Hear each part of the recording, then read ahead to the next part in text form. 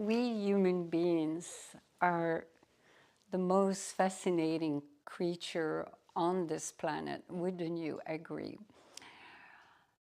However, when you look deep into who is the Homo sapien, we are on the top chain foot top, right? You would say, we are animal. We forget that we Homo sapien, we are right into a position where we can dominate, we can conquer. And yet, most people probably, did you know maybe 99% or maybe even more are not even aware of our divine potential, divine presence. Did you know that? It's such a small percentage. And yet, we human beings, at the very core, we divine. We have a divine presence. And yet, most human beings, generally speaking, can be the cruelest beasts on the planet. They can, when they are unawakened, unmindful, unconscious. And so that is our choice. Tonight is going to be a fascinating evening because we're going to talk about the most fascinating mystical subject in the yogic tradition on Kundalini Shakti, and extremely misunderstood by so many billions of people that have caused a lot of conflict, tension, I would even say some people experiencing hell. I will get there. I'll explain further when we go further into the satsang here. But we're going to look at what is Shakti, what is Kundalini Shakti, what is Kundalini Ascension, what is the difference between Kundalini awakening versus spiritual awakening, and what are the stages, and why some people go through hell if they have a spiritual awakening, and why some don't experience anything. We're going to look at the mysticism of it and demystify, really delving deep into it, because this is such a crucial subject on our planet right now, since there's such a massive awakening happening. And there's a lot of misunderstanding, a lot of misconception, misinterpretation, causing conflicts even in religion, not understanding, even being under attack by certain religion when you pronounce the name Kundalini Shakti. It has happened to me. It has happened to other spiritual masters for lack of ignorance. And the spiritual path is really walking from untruth to truth, darkness to light, ignorance to enlightenment. And so that's what happened when you are in ignorance and you have closed the gate of your heart and of your mind, and you don't want to hear, you took a position, then how are you going to grow? And so, and that's what's happening with a lot of religion, generally speaking. It's very exclusive, but spirituality is so inclusive. And so when you are open-minded and receptive, then you can go deeper and question and look deep and understanding phenomenon that you cannot. So, Kundalini Shakti. Shakti is the primordial force of the cosmos. It's not a female, a beautiful female somewhere in the heaven who's going to come and is going to come through you. I mean, we joke about it that way, but some people really associate Kundalini Shakti with the divine feminine energy, which is, it represents that dimension of the absolute truth of the cosmos, of the divine, whatever we may call it, God, Allah, Shiva, Vishnu, that come and manifest, has two different ways. In the yogic tradition, the Maharishi, what they have discovered for so many thousands of years, is that there is such a thing as pure consciousness, ever expanding. And what's so phenomenal is science today in the 21st century prove exactly what the Maharishi talked about. Maharishi just means the great sages. And we're talking about, for thousands of years, so many have come, started way back from the lineage of Shiva, who brought the science of self-realization. It's a science, it's not a religion. It's about to awaken through your true divine presence. And we'll talk further about what is your divine presence.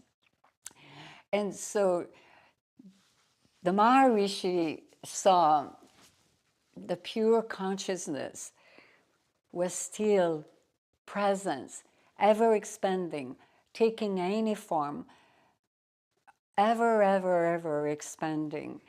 And Ningum Brahma, meaning without quality, but you can infuse it with any quality. And when the energy comes and manifests it into the dance of Shiva Shakti, Shakti, the cosmic primordial energy, she, the divine feminine energy, in terms of quality, not in terms of gender, because this is very important to understand that the divine feminine energy is embody certain quality that are of the feminine energy, not of the gender, because we all have it within ourselves. Either you're male or you're female, we both have Shiva Shakti in terms of those concepts of pure consciousness and primordial energy. And by the way, the energy that is within ourselves is nothing compared, generally speaking, for most human beings, compared to when Kundalini Shakti is fully open within, fully awakened within yourself. That energy is boundless. And so when Shakti came into the dance, or the ultimate dance of ecstasy, and came and bothered Shiva in the yogic Lord, I think we lost the microphone. She came and seduced Shiva out of his stillness, and she wanted to bring about a manifestation. And this is how it all manifested the cosmos. Everything materialized into this realm of reality. Everything is Shiva. Actually, we have Shiva right here with us. You might not see him, but he might come. He loved the satsang. He's our beloved older cat, Shiva. Everything is Shakti. Everything in the universe that animates this cosmos is Shakti.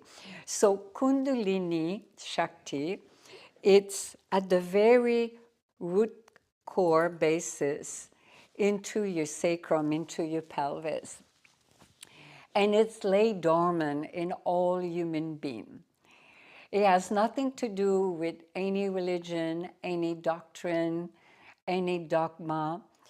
It comes from its ancient wisdom that the great sages were able to download and to experience and to see what is the phenomenal power of being a human being, from being an animal or being a god, with a small capital, of course, like to awaken to the true divine presence that we are.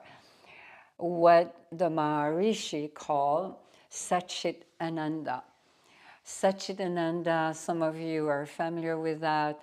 you have heard from Sanskrit, it's actually also the Ananda Maya Kosha. Some of you might not be aware of that.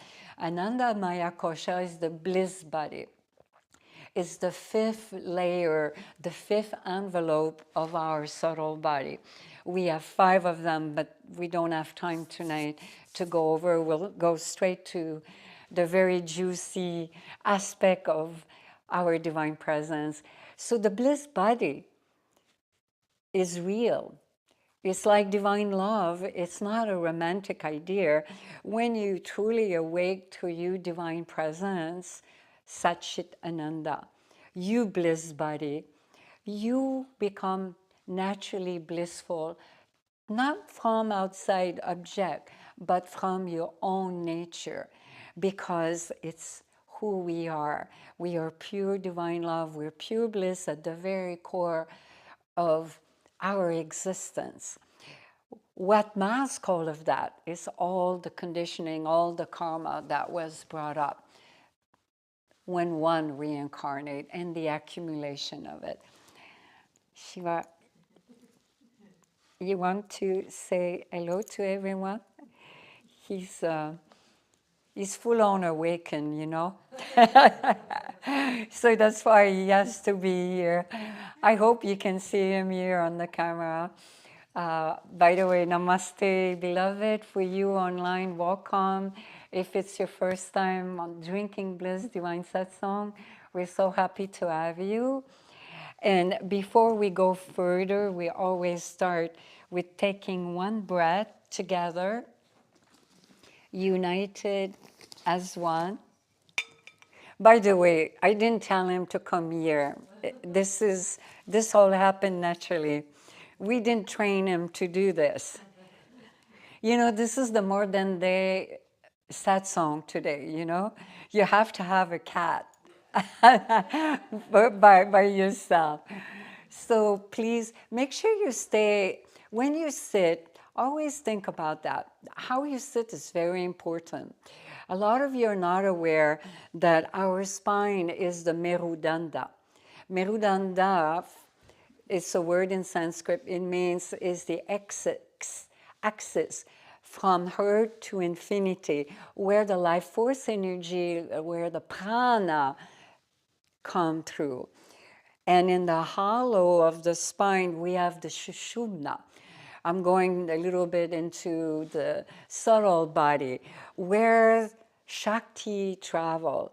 When she awakened, by the way, Kundalini Shakti, Kundalini means coil. And the iconography of Kundalini is like a snake. And that's why it's so misunderstood by certain religion. Because certain religion, the snake in their iconography is evil. You see how certain human beings, generally speaking, who are not open and not awakened, would come to conclusion quickly. Because it's karma.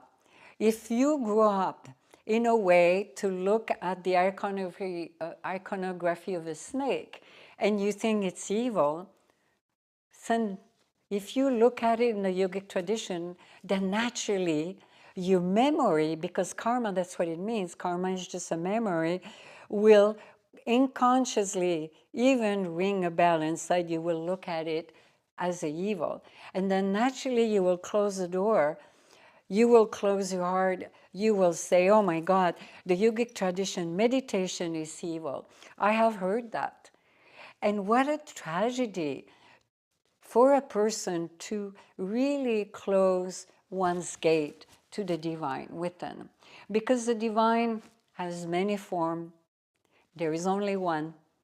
It takes many forms. It's just a matter to be open and receptive.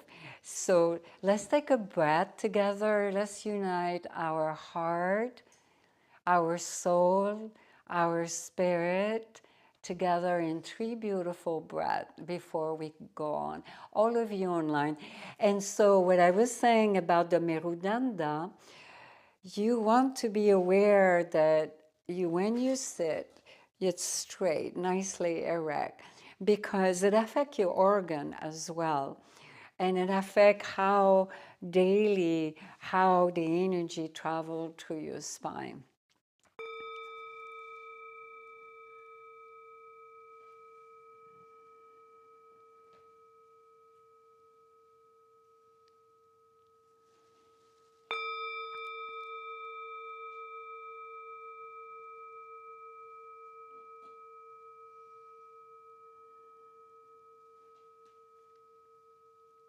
And the last one, relax into that one.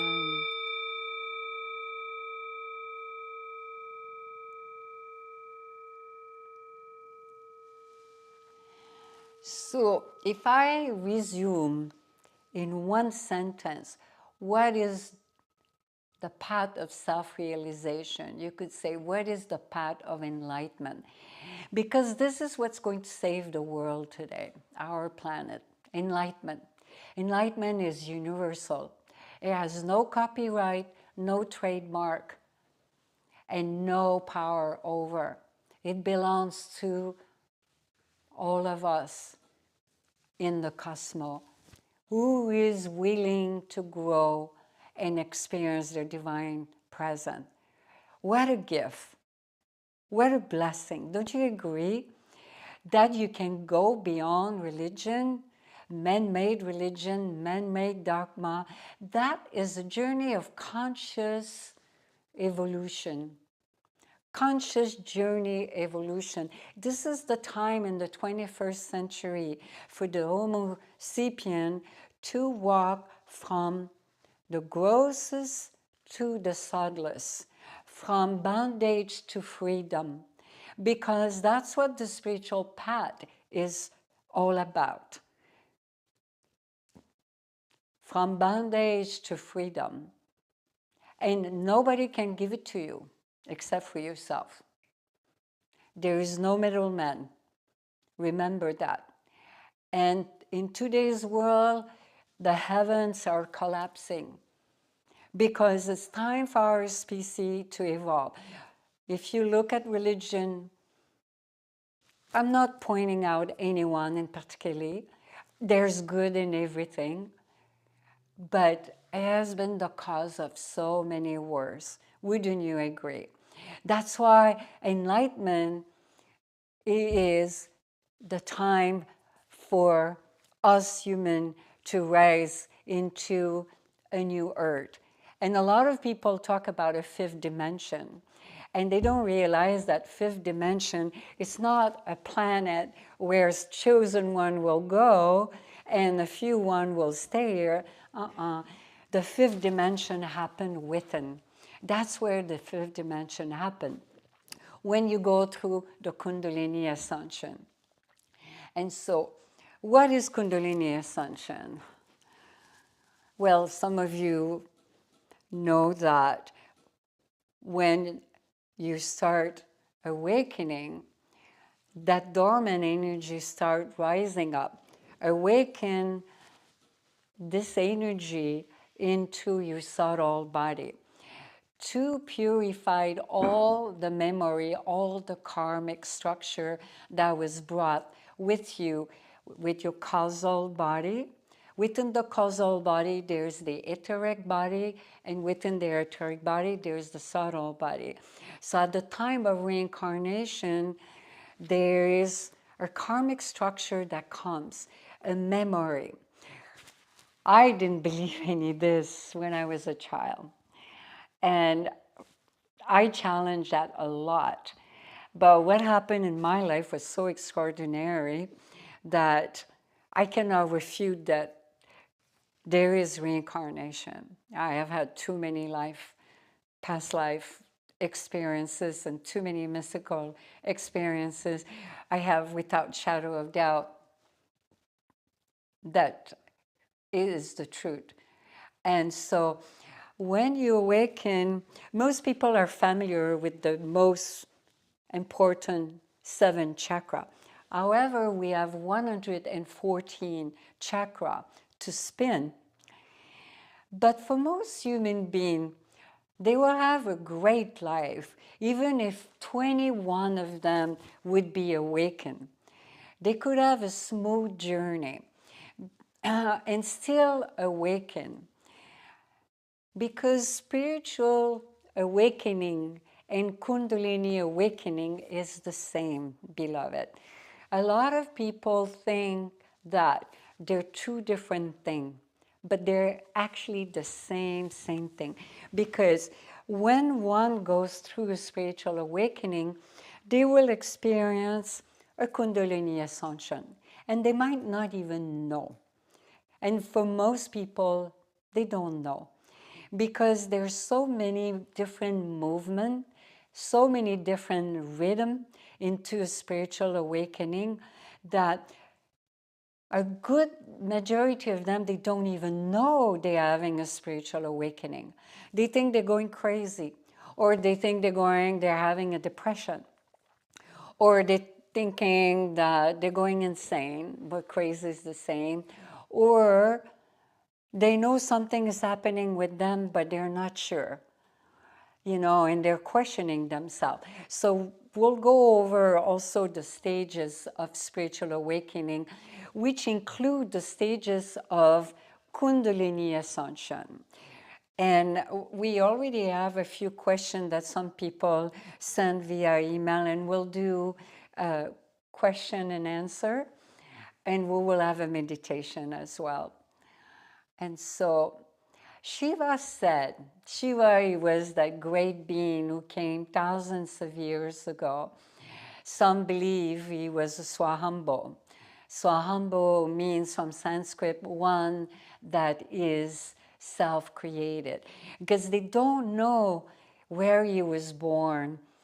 They have no proof, no retrace. They don't know when he died. So some says there's still debate in the yogic tradition that maybe Shiva was a celestial being who came from a different dimension. There's still this debate for so many thousands of years. How can we know for sure? Unless you experience it yourself. You go into Bhava Samadhi. But it's certainly divine, I can tell you. There's no question about that. And so, but he brought the science of self-realization. And so what's so beautiful about the science is that you can prove it to yourself. You don't have to believe into anything. Isn't that amazing? You can be your own laboratory and experience on your own self and see what is Devi Ma talking about. What are the Ascended Master I've been talking about for so many thousands of years? The bliss body, what it is to be intoxicated from your own nature. I call it the divine presence. So Shiva, what I was going to say about Shiva when he was here on earth, he said there was 112 ways to rise the Kundalini. And 112 ways from the Muladhara, which is the most fundamental chakra, which is at the base root of the perineum. This is the most important one. That one needs to be really solid, because if you don't have a solid Muladhara, it will be very hard to go through Kundalini ascension. You could really lose a lot of energy. And to receive a higher voltage of Kundalini, of Shakti also, you have to have a strong Muladhara. And then there is the Swadhisthana, the Manipuraka, the Anahata, the heart chakra, the Vishuddhi, and the Ajna. So from the Muladhara, I'm giving you a quick tour on the subtle body in order for you to understand better. From the Muladhara to the Ajna, the 112 ways work. But they're different stages, and we will go into them now. But from the Ajna, the third eye, to the Swahasara, the 1,000 lotus, the crown chakra, that one, none of those way works. You got to take one jump, just one jump. I took it. It's brutal. You really have to really trust your guru. Or you trust the Divine Mother,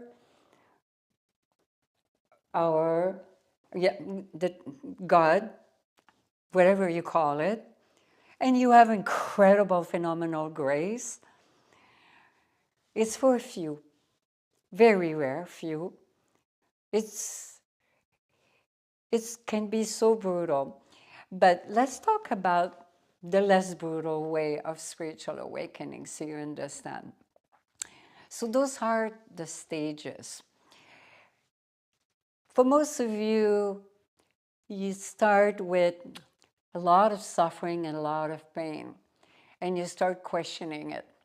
What am I doing here? You know, those big fundamental questions. What is the meaning of my life? What is this all about? And you're looking and you're questioning, you're coming out of dysfunction, you're starting to awaken about all the lies, everything that was fed to you, the conditioning, you're questioning your parents, the way they brought you up, they're questioning your religion, the government, you're questioning your teacher, you're questioning everything. This is so healthy, but that's painful. You're questioning, and then if some big event happened in your life, brutal event, maybe a loss of a beloved one, a major fire, could be so many things, a health crisis, even losing an animal companion can do it. So many things can happen. And you're starting to awaken a little more. Maybe you're having anxiety attack. That's a sign of spiritual awakening. You starting to feel depressed, or maybe you fall into a big depression. That is a more advanced stage, you know, and then you start seeking. You have an emptiness inside. A first sign where you really are really steep into a spiritual awakening is when you're longing. Radha. Radha. Radha, Radha, Radha. Is you longing. You're longing, but you don't know what you're longing for. You think it's happiness. You think it's love. You think it's wealth. You think it's a bigger house, a new Tesla, or a new beloved. And yet you don't realize your beloved is everywhere. And it's right here inside. That is the true sign of a true spiritual awakening. And if you bless, really bless, you go deeper into your spiritual awakening, you might go through a severe depression. It's not fun, but it can be such a great gift. It's how you look at it. Because a depression is definitely a sign of a spiritual awakening. When you certainly unfold, because when you look at, I can speak deeply about this because I suffer a very severe depression, many of you know already, when I was so much younger, and I almost lost my life to it. It's a miracle I'm here today. I can talk about it. I know everything about it. I went into the abyss, and it was part of my phenomenal spiritual awakening. And it's decompressing from so much karma. All this intense feelings, repressed anger, rage, everything comes out in a depression. And of course, there's different stages of depression, many different. But if you clinically depress, a lot of karmic structure unfold, what we call the samskara. Samskara, for some of you, if you don't know, it means karmic impression. There are impression in the subtle body. And tendency vasana. And sometime in a clinical depression is so much deeper than just this lifetime. It can be from a past lifetime too, from certain vasana that comes out into that depression. Then a more advanced stage of spiritual awakening is seeking. Now you become a seeker. You know that you're a seeker. You're seeking something, but you don't know yet what you're seeking. You're seeking God. You know that you have been lied to. You're starting realizing, you're having some epiphany. You're starting to have some realization, some insight, and some synchronicity of the divine. And when you become a seeker, magic starts happening because the longing is there, the seeking is there, and then you might consciously or unconsciously start asking the divine to come. Consciously and consciously, you might open your gate. You open the gate that you always close, your window. How can you allow the divine inside if you keep it closed? For most people who are so entrenched into being either into a religion or atheists, again, I'm not putting it down, it serves a purpose. But it's important to, whatever we embrace, we always stay open, receptive, and question. Always. That's how the human species grow. That's how we all evolve, all expand consciousness. And then when you become a seeker, then a lot of big changes start happening. Now you start wanting to meditate, you want to do some sadhana, you discover about spiritual practices, you want to come to satsang, and then you start seeing your life is changing. So depending how fast you're seeking, how much grace is flowing into your life, depending how available and willing you are, then this is how things will manifest. Grace has a lot to do with it, but before grace to flow into your life, beloved, depending how willing you are, depending how self-disciplined are you in a state of surrender, in a state of abandonment? How vulnerable are you capable to be when you're in presence? So all those factors have a lot to play into a spiritual awakening. Someone who is going into, let's talk about the rhythm of the stages of a spiritual awakening. It can be very slow. Slow is probably the best for, I would say, for generally speaking, for most people. Because it depends, again, on each individual.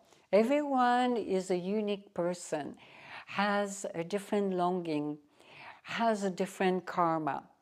And that will change as you evolve. Some people might never fully awaken in this lifetime. It might be in so many more lifetimes because they have so much karma and they have a hard time to break certain vasana. Vasana are just limitation, just boundaries, where they're not willing yet. You know what I'm saying? So slow can be really good for most seeker because slow is is joyous. It's not so disturbing. It won't affect your life so much. Life will change. You will evolve. You will enjoy. You will have a successful profession. Things, generally speaking, are going well. You're still blossoming. You see, I could use an example of a lotus. You can't pull a bud of a lotus, say, come on, open up. You got to open now. You know, it has to have the right condition. The right condition, the right sunlight has to be there. Not too much, because it could burn the bud. The element has to be right too. If there's too much wind, the poor lotus might just collapse. Everything, the right amount of mud needs to be there. Mud is very good. It's fertilizer. So mud is pain and suffering. For some people, they need that in order to blossom. So you can't force a lotus to blossom. It has its own rhythm. And no one knows how one who is going to awaken in this lifetime. And it's the same for the lotus, because it's many different conditions has to come. The right amount of water, the sunlight, all the elements, the right positioning. Is it too cold? If it's freezing, or so you have to look at all of those things. Every human being has a different karmic structure. So what's happening to one person, you can never compare yourself to anyone. That would be the biggest obstacle. So slow is the first movement. Generally speaking, it's good. As long as you are on the spiritual path, you meditate, there's some element of the 112 ways. There are many we don't have time to talk about, but to sum them up, there's different form of sadhana. Kriya yoga are the most powerful to accelerate the process. Devotion needs to be there. That's why there's so many paths. Bhakti, divine love, can be enough for one person, you know, because for them, they're emotional. And the fire is in their heart. And they madly fall in love with a teacher, and that's enough for them. That will bring an intensity of energy, because that is the other major element of Kundalini Shakti ascension, is how intense is your energy. For some people, devotion will do it. For some people, they're too logical. They have a stubborn mind. They have a very strong karmic structure from past life that as a vasana that are maybe, let's say,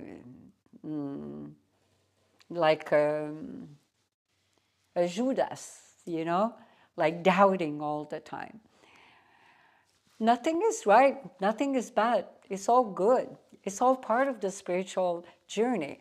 So that's why you got to embrace it, beloved, because the journey is like, whoo, your movement can change anytime, depending on so many circumstances. So then there is the fast movement, where it's going faster. You're doing more sadhana, you're more disciplined, and things are moving quicker in your life. Suddenly, you're not interested in your profession anymore. You need solitude, you need silence. You don't want to be with people. You have no ambition. You lose interest in everything in life. That's another stage. It can be very painful because nothing motivates you, and your relationship is not working anymore, and you know that you're close to a separation and maybe a divorce. That's a fast movement. Things are changing fast in your life, and that means Kundalini also is rising. In that point, you're probably in the Anahata. Hey, you're experiencing life like you're so sensitive to everything. You cry almost to anything. Are you one of those? If you're one of those, your Anahata is opening up. And it's like you don't want to be here on earth anymore. You feel like, God, what's the purpose of life? Why am I here? You know, it's like it's painful. Life is painful. You're going through a divorce. Your children are driving you crazy, or your patient are driving you crazy. And then you can accelerate that. But that is what we call the fast forward movement. That is for very few.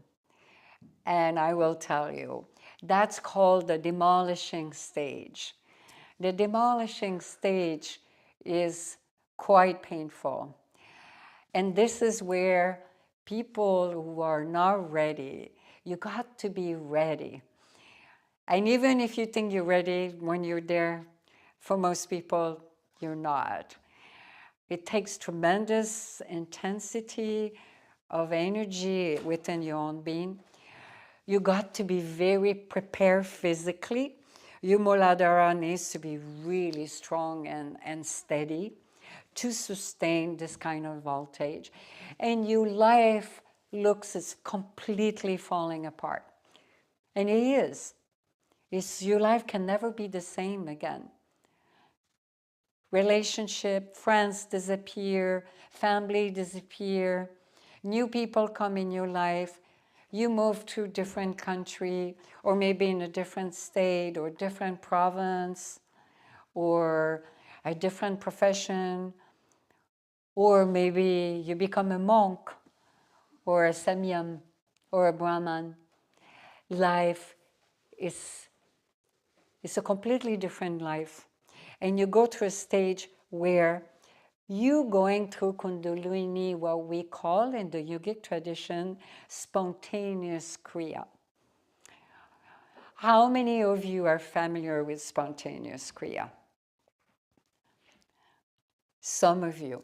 Some of you maybe are, but generally speaking, most people don't know. Spontaneous Kriya is when you experience natural mystical occurrences. Kriya from Sanskrit just means action.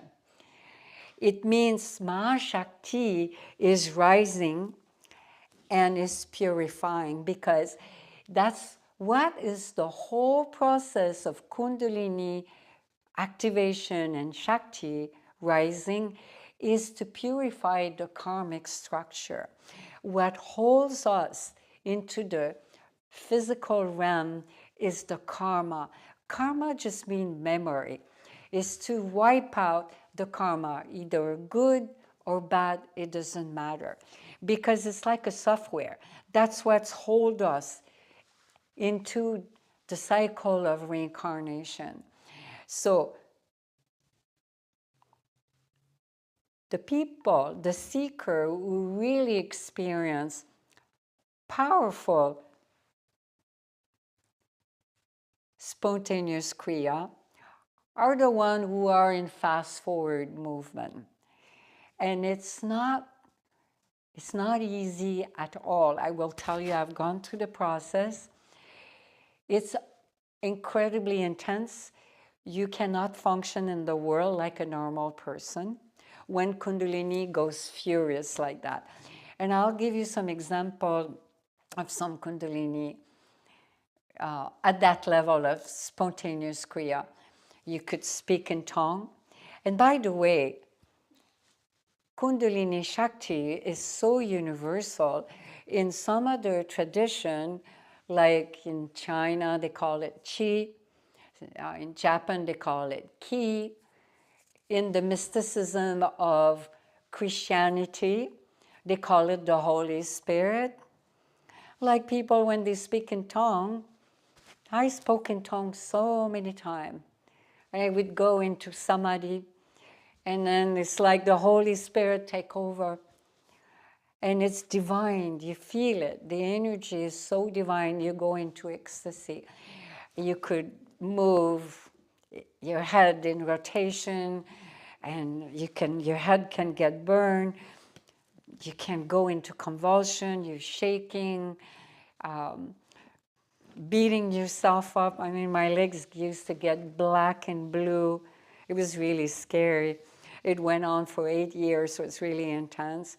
You can't function in a normal life when you go through the fast-forward movement. It's not recommended. It's not, unless you're one of those very rare seeker who you say, okay, all I want in this lifetime, I want mukti. I want liberation. I want this to be my last life. Or you want it to serve for a higher purpose, to be here and to be an instrument of grace. Otherwise, I would say the slow movement and the medium fast movement rhythm is the most appropriate, because you can enjoy a blissfulness life, you can enjoy being on the spiritual path, and you don't have to go through the fast-forward movement. Fast-forward movement just means that you're burning hundreds of thousands of lifetime at a fast-forward movement. Can you imagine that? When Kundalini comes, it's like, it can be extremely dangerous. And it is for some people.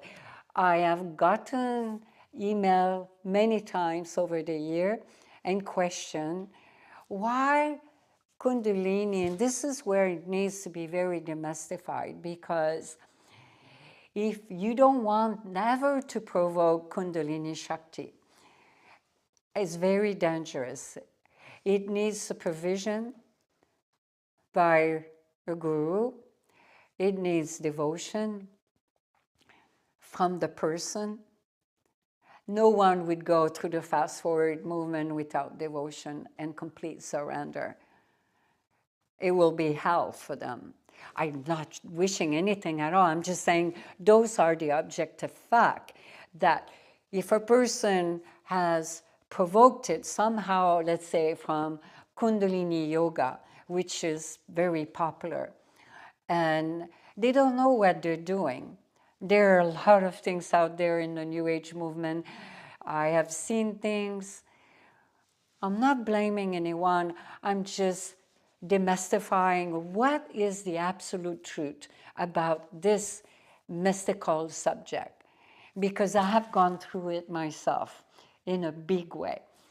And some people have gone insane. They have been hospitalized in mental institution. They have lost their balance because they were not guided properly. They were in fast-forward movement. They were going through health. It caused so much physical pain in them, and they couldn't sleep at night. They couldn't walk. It opened up a new dimensions, because this is what I didn't say earlier, is that when Kundalini Shakti bring about a huge amount of purification, especially at the heart chakra, at the Anahata, you're opening up new dimension of reality. You could start seeing other beings, disembodied beings. New things start manifesting in your life, because suddenly you become aware of beyond the physicality. You see what I'm saying? So could you imagine if you go in fast-forward movement and your third eye, your ajna open up? If you're not balanced and solid into your spiritual practices, you're in for trouble. if you don't have someone to guide you properly and have grace into your life from the Divine Mother, it's not going to be pleasant. And also, if it's out of balance, what do you do? And I always say, some people have come to me and I'm answering that question. Actually, let's see. Oh, Shiva, I'm sorry, I didn't mean to scare you. That question was exactly that from this person is why some seeker who Kundalini go through Kundalini awakening are experiencing it through health. And that's the reason, some of the reason. Improper preparation, physicality could not sustain the Shakti. It takes so many lifetime of preparation for one to move into the movement of fast forward. In my own humbleness, I would say no one should ask for that. Such a thing should happen naturally throughout your spiritual journey. I never asked for it. It happened organically by grace. And that's how it should. Just go about joyously being on the spiritual path, I would say. It's the wisest insight I can give you. Is just enjoy the ride and don't ask for anything. And just be open and receptive. So for you, beloved, who's there, I hope you're there tonight, that you could hear, is also, you probably don't have a guru. It's very important. A true guru that can guide. And I would say, if you're having difficulty right now, I would say to you, even though I don't know if I am your spiritual master or not, doesn't matter, but I would say, with the Divine Mother, I know her like my own breath, you just bow down. If spontaneous Kriya are going out of control, you losing your mind, you just bow down. Physically bow down. You have to have a great reverence for the primordial energy. Remember, when you bow down to the Creator, because it's just the energy of our Creator, whatever we call it, in the form of primordial energy, of divine feminine energy. And that energy embodies all those beautiful qualities that you see manifesting in its creation of the divine. Love, caring, nurturing, creativity, embracing. All those qualities are the quality of the Divine Mother. We have it in us. The masculine, the divine masculine energy is as important. So it's not a priority, it's not like a hierarchy that divine feminine energy is most important. It's nothing about feminism. Both are important. Is the play of Shiva Shakti. The microscopic miroir mirrors what is the play into the microscopic. So the dance of Shiva Shakti, of pure consciousness, how it manifests into all so many billions of forms into the cosmos as the consciousness is expanding, so is within our own being. So the whole journey of the Kundalini ascension, from here to Muladhara to the Swasara, is the play of Shiva Shakti.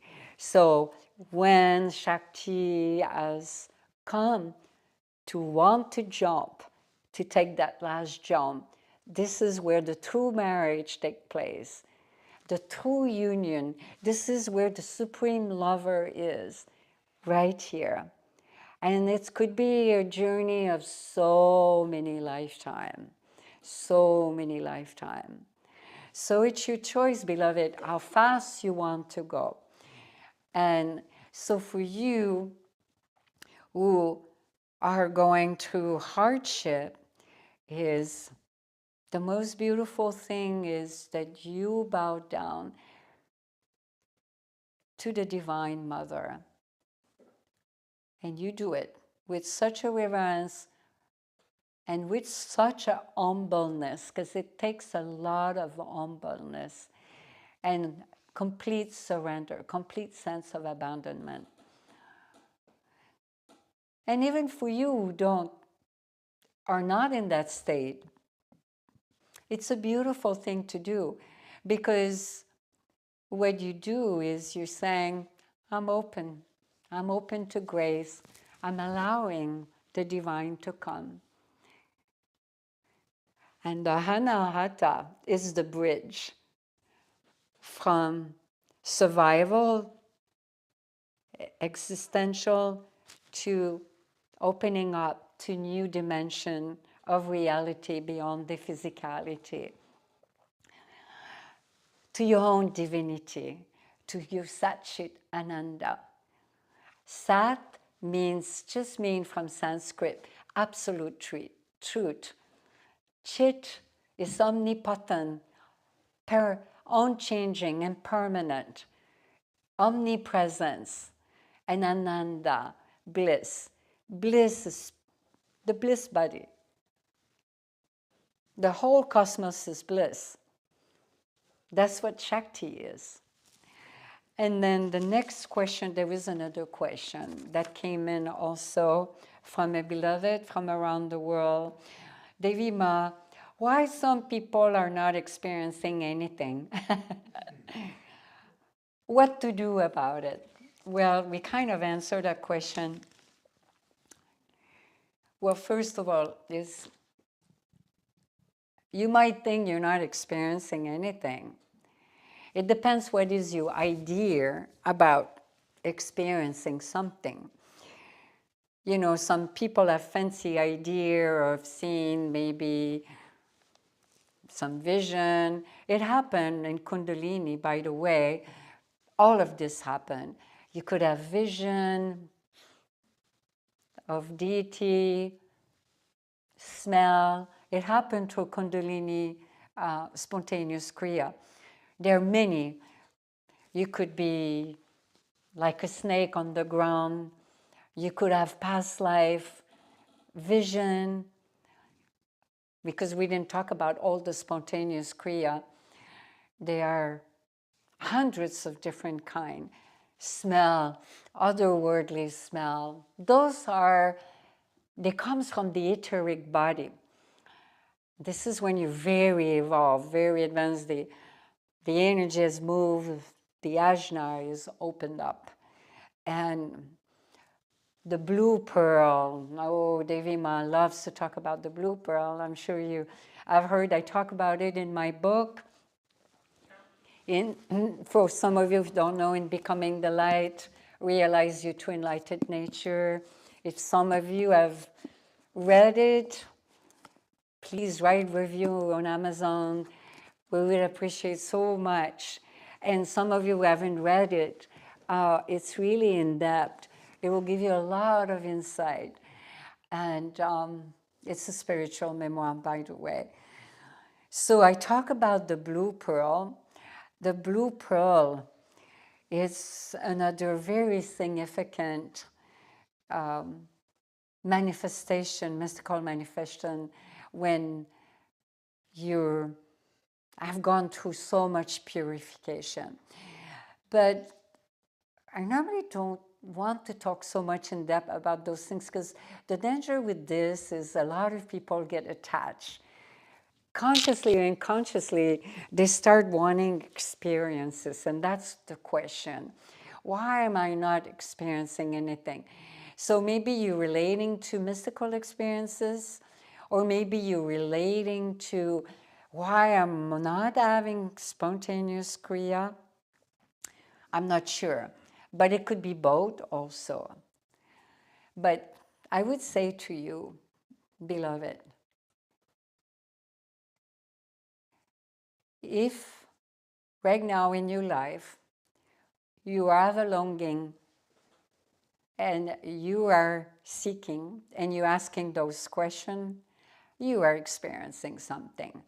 Because if you shed tears there and there, then you're experiencing something. If you feel divine love, if you look at Devi Ma's picture, someone wrote that comment not long ago, then you're experiencing something. So everything is relative. Again, you can't compare yourself to someone else. As I said, the wisest insight I could give you, don't expect anything. Expectation really reduces joy, reduces everything in life. Just go joyously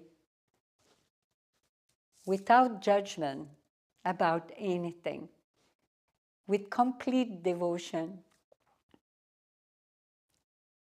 and just be steady with discipline on your spiritual path, and especially say open and receptive, and practice. Mindful practices, so important. All of those things, so many of you have learned already.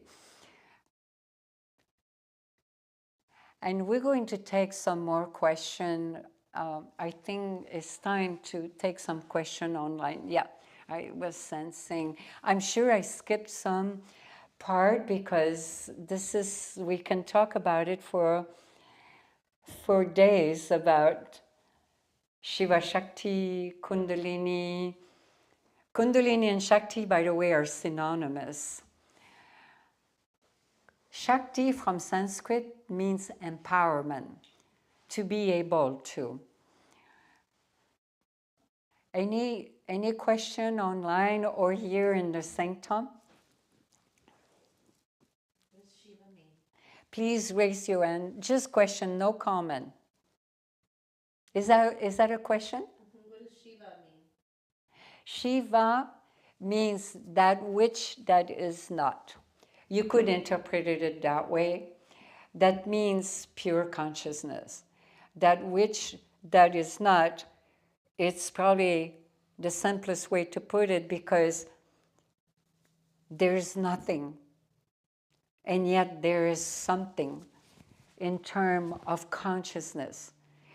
And I was going to say earlier, and I don't think I finished my phrase, today science meets spirituality. It was not like that 100 years ago, or even 50,000 years, or 50 years ago. But today, in quantum physics, they can see very clearly that spirituality meets science, because what I'm talking about today, Shiva, that, or you could say Nirgun Brahma, pure consciousness, it's ever expanding. And so, and yet, it's that consciousness is pure energy. And at the very core of it, even if you dismantle it to the very subparticle, there is an intelligence there. Every particle of God, such a corrupted word, we can call it so many other names, but today it has become in people's mind when we say that word, but for lack of better word, we could say our Creator, or the infinite absolute truth that was always there, is that ultimate intelligence is ever expanding. So you could call it Shiva also. Shiva. See, we live in a world of physicality, right? What manifests this world is Shakti. It's everywhere, the primordial energy. And it has duality constantly. Without duality, the physicality would not exist.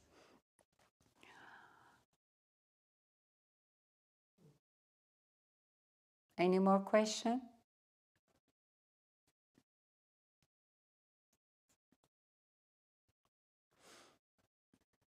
Online?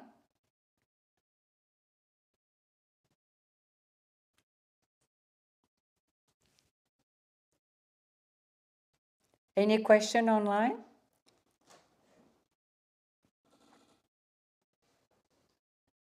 By the way, for you, if you, sometimes the chat goes really fast.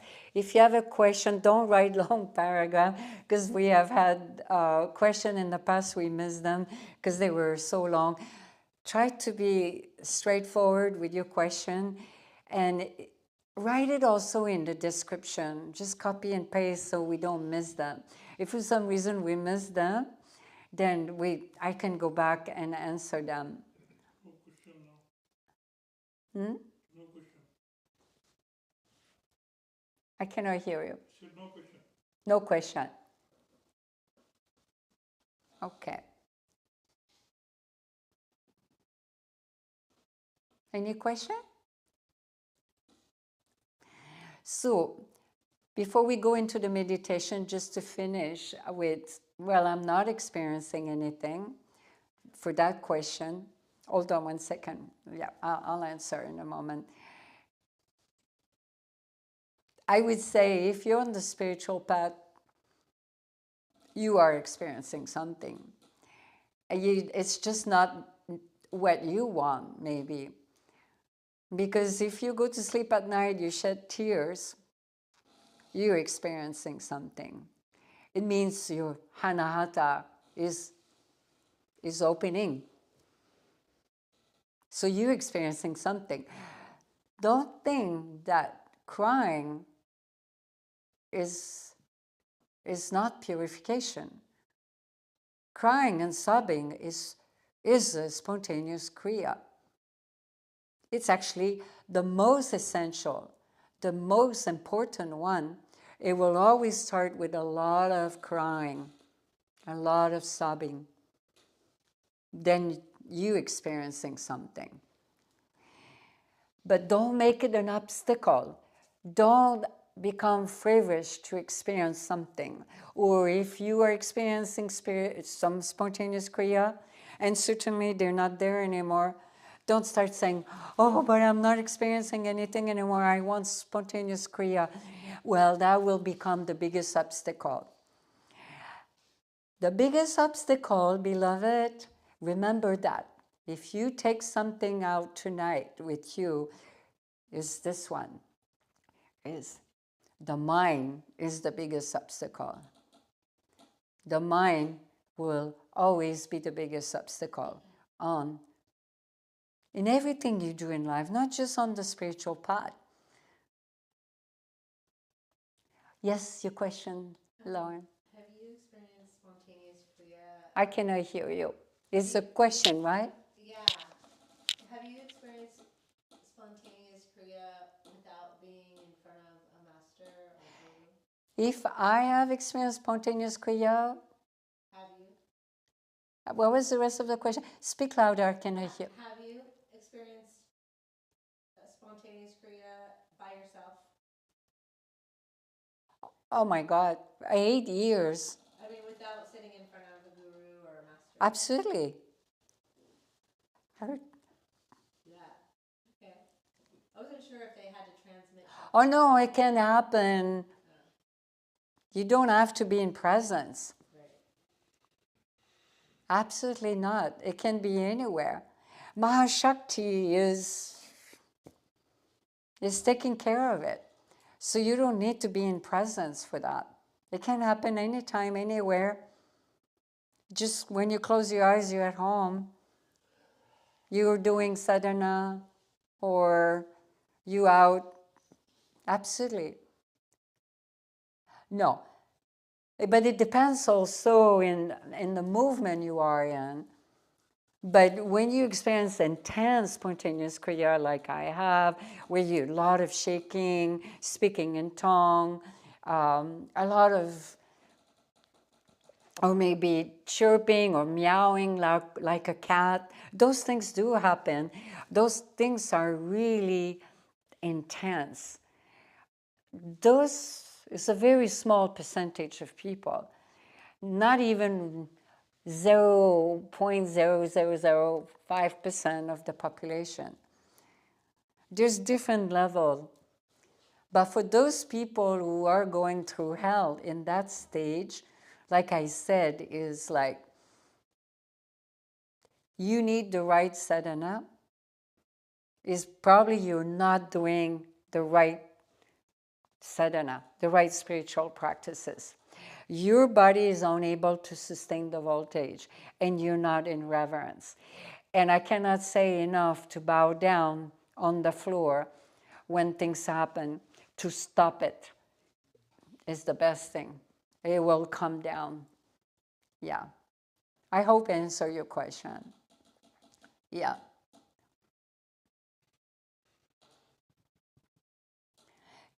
Can you look one more time in line just in case? No question. Okay. Sometimes they come later, we miss them. It happened many times. So we will do the meditation, and tonight we'll do it differently from we do. Normally we do a guided meditation. We often do guided meditation. We change from satsang to satsang.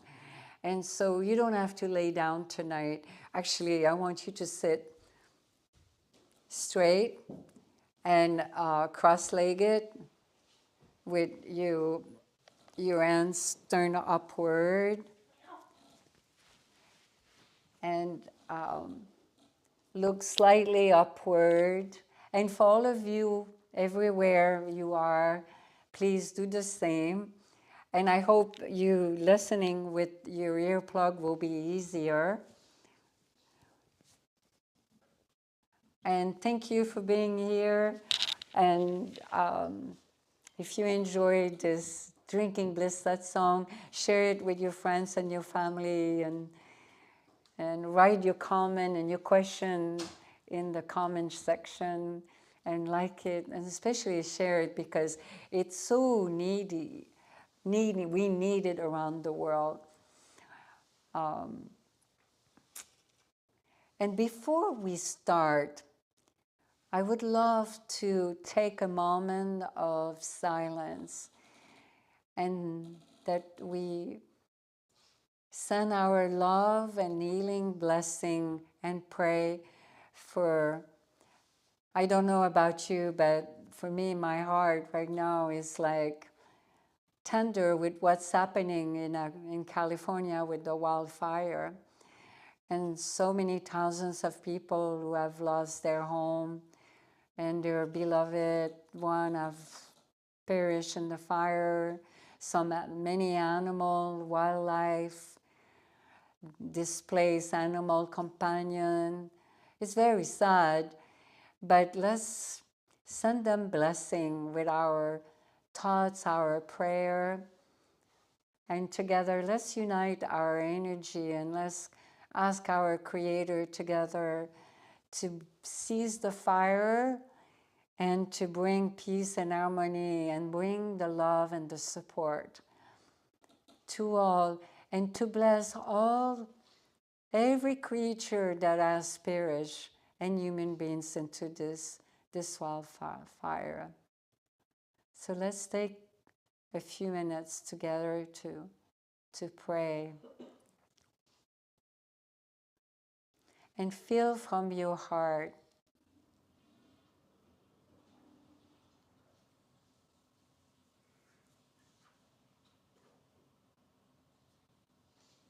and see a blue light, an electrical blue light going all over the area of LA, showering everywhere with this beautiful divine blue light.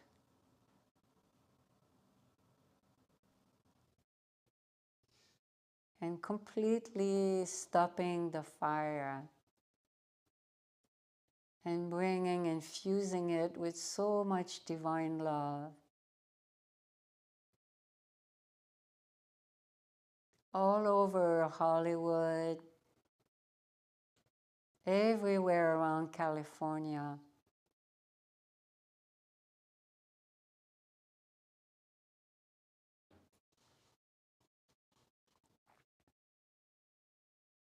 And now extend that blue light all over our planet.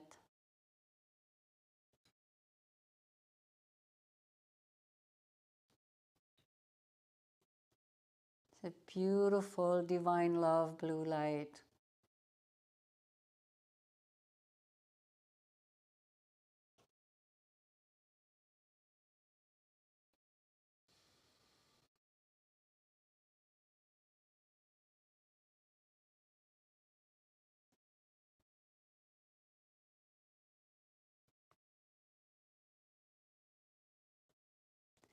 And now from your heart, send a wave of divine love and blessing.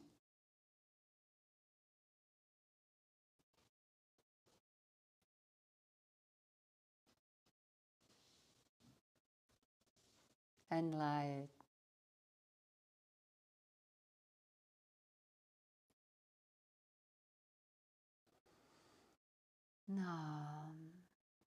Now we're going to start with chanting Om Namah Shivaya, actually Om, for 10 minutes, and then we will chant. You just repeat after Devi Mayi Ma. Just make sure you look a little straight upward. Make sure your spine is slightly erect. And be fully aware of your spine. Shiva himself said, just to become aware of your spine and seeing the light crossing through it is the secret. I share that with you. So see the light, but let your ends turn upward. It's very important, yeah. Because when you hold in your hands like that, you're blocking the energy. Just be like a child, like in a state of wonderment, open, wanting to know everything, receptive, vulnerable. So we chant Om and give yourself into it. Be fully mindful and aware. And as we chant, you look upwards. So Om, some of you know already. Let it vibrate. From your Muladhara is A, U. Many of you don't know online. U, vibrating into the Anahata, into the heart chakra. And into the ajna, into the third eye. So it's Aum.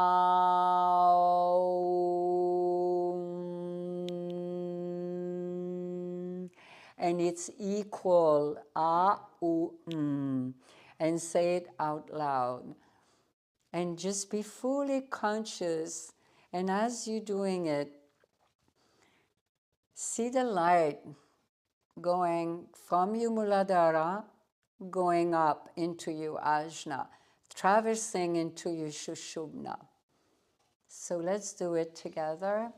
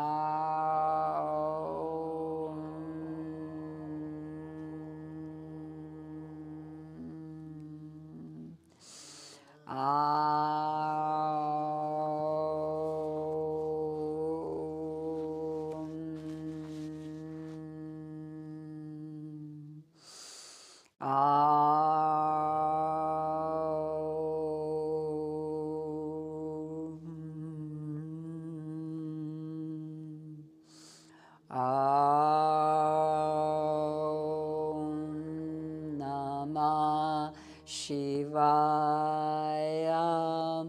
Repeat after me. Om Namah Shivaya.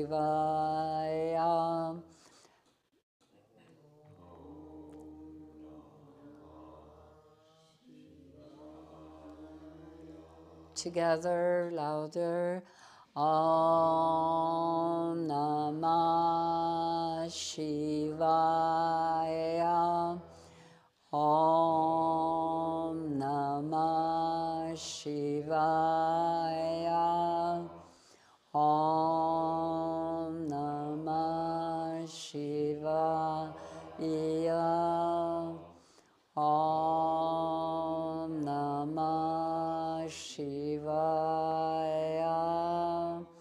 Om Namah Shivaya. Om Namah Shivaya. Om Namah Shivaya. Om Namah Shivaya. Om Namah Shivaya. Om Namah Shivaya. Om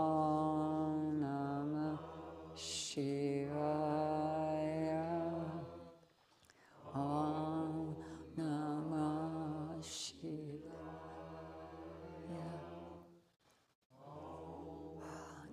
Namah Shivaya.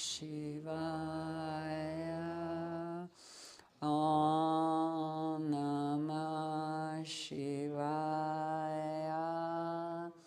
Om Namah Shivaya. Om Namah Shivaya. Om Namah Shivaya. Om Namah Shivaya. Om Namah Shivaya. Om Namah Shivaya. Om Namah Shivaya. Om Namah Shivaya. Om Namah Shivaya. Om Namah Shivaya. Om Namah Shivaya. Om Namah Shivaya. Om Namah Shivaya. Om Namah Shivaya.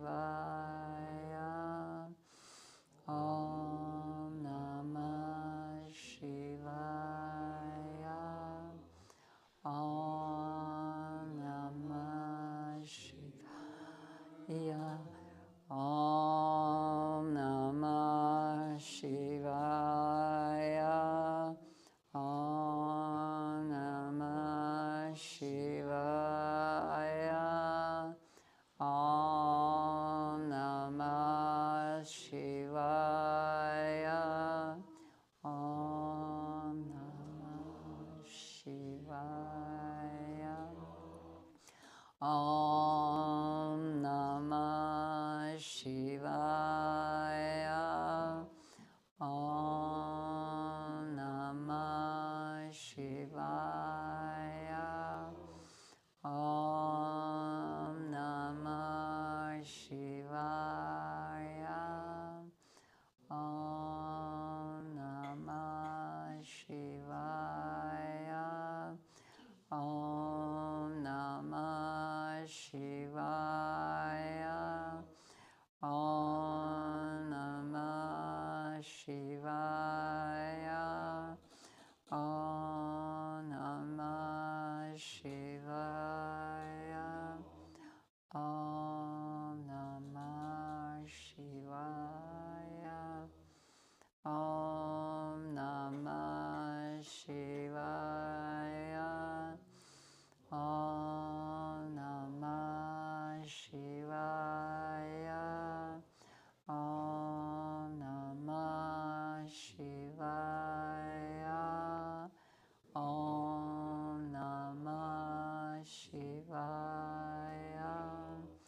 Om Namah Shivaya. Om Namah Shivaya. Om Namah Shivaya. Namah Shivaya. Now see inside your Anahata in your heart chakra, see a blue flame, the blue pearl, the eternal universal light of consciousness. Feel it, see it. That is the Cosmopak, the Creator, all ascended Master, the Divine Mother, God, whatever you call it, universal, supreme intelligence. It's right there. Hold it. All that blue flame of awareness. See it in your Anahata. See your Anahata wide open and feel the blue flame, the blue pearl. It's the same. And now invite this Bijan mantra. She, mentally do it. She, as you inhale, and see the blue light piercing through into your Shushupna as you inhale. She, all the way up to your Vishuddhi, to your throat chakra, and Va, as you exhale, going down. Do it consciously and mindfully. And this is a very powerful meditation practice that will grow on you if you continue it as a sadhana. So, and nurture it as a baby cow and take great care of it. And don't share it with anyone. This is just for you right now in this moment. Whoever who is right now present in this divine satsang, by the grace of the Divine Mother. So is she, you do it mentally. And Va, and see the blue light going into the hollow of your spine. And then when your mind is still, you don't have to pronounce, you don't have to chant it mentally. You let go of the Bijan.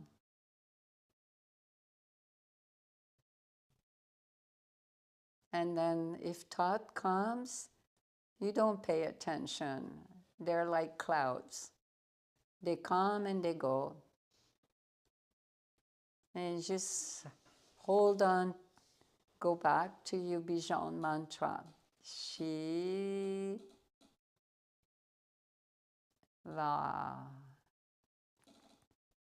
And if you want, you can put your hands together, put your right hands on top of your left one in meditation, and you look slightly up. And then we're going to do this together, meditate. It's a Kriya.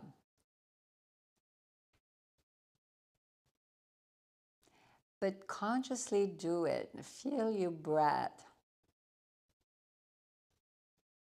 going up and down.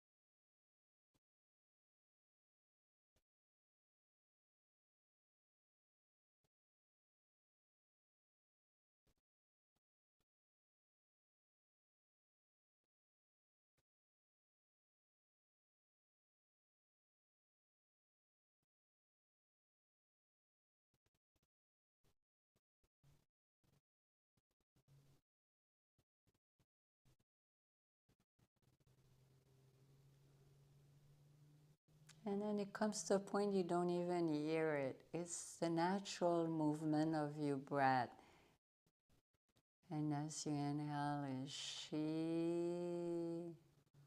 and you exhale Va. And it's far into your consciousness. Don't force it. And just stay conscious of your breath.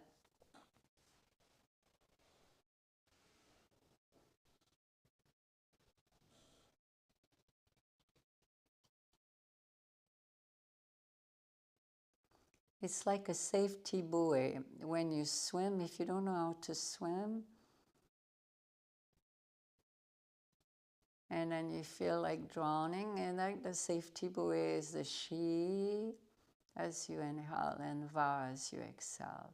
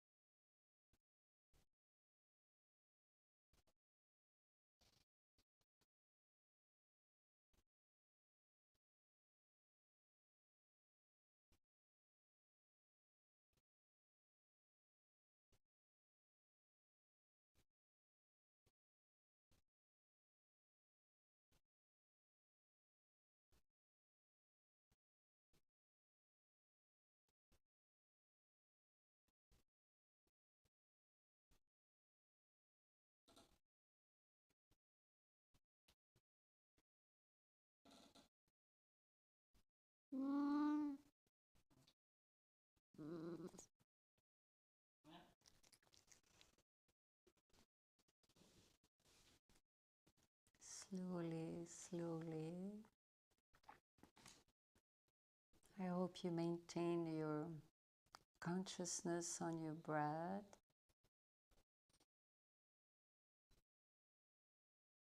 You can rub your hands together and place them on your eyes.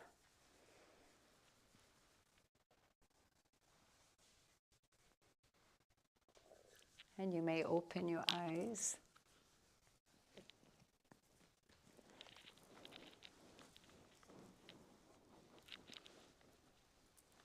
So it was 20 minutes, just that part.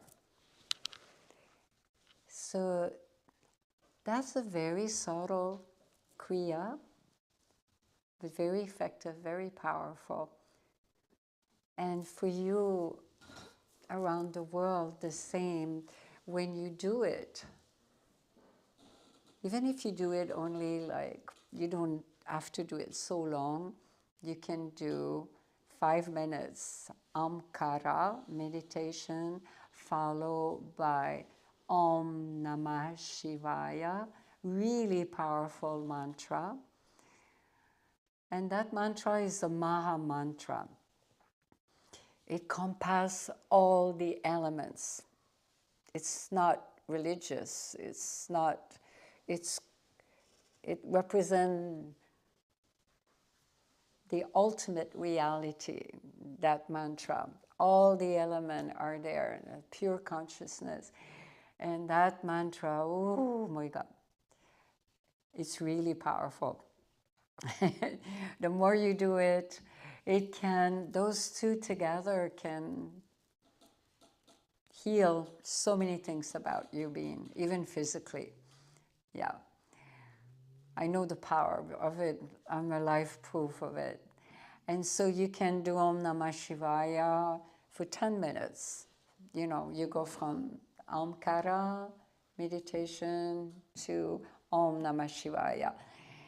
It would be best to do 10, 15 minutes Om, 20 minutes Om Namah Shivaya, and then 20 minutes the Kriya meditation.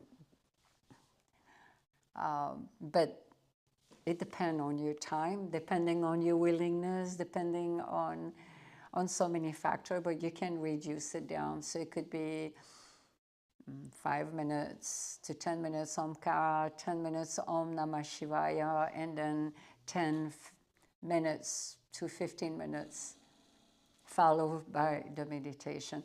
Make sure you always have some support. If your knee is an issue, because I have had a knee surgery, that's why often I put a pillow there.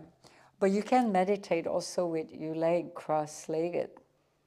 Yeah, as long as your spine is erect, you know, not super straight, but not curving down like that. And you can certainly stretch your leg like that, because a lot of people have back problem, knee problem, and so I can relate to that, you know, when you have had surgery and so many things. So just make sure you're comfortable. And when you do the first stage and the second stage, you turn your hands upward and looking upward towards your third eye.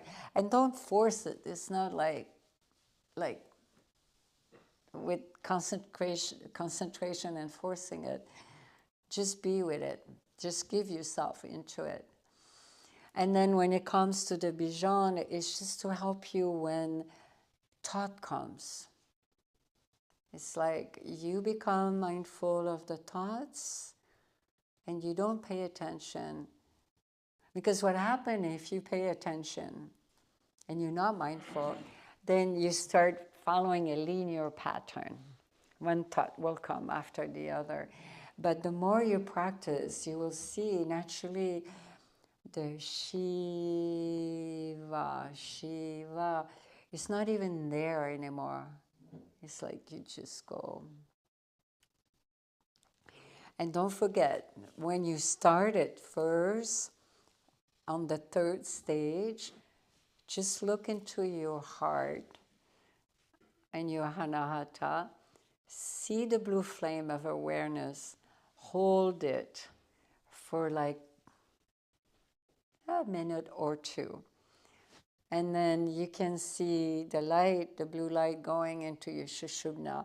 But eventually you let go of that too, because then you'll become too much of an effort and you let go of that. You just go into a meditative state. And if it happened from the beginning, you just let it happen. That's it. Any question on that? So some of you can take this on as a sadhana. Don't overestimate the power, where it's coming from, and the effectiveness of it. Sometimes you don't feel things now, but later, yeah. Any question on what we have done?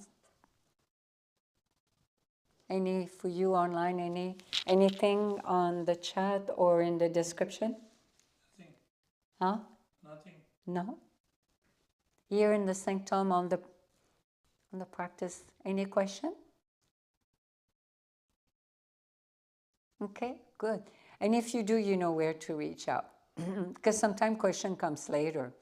That has been my experience with all satsang. I always receive the email later.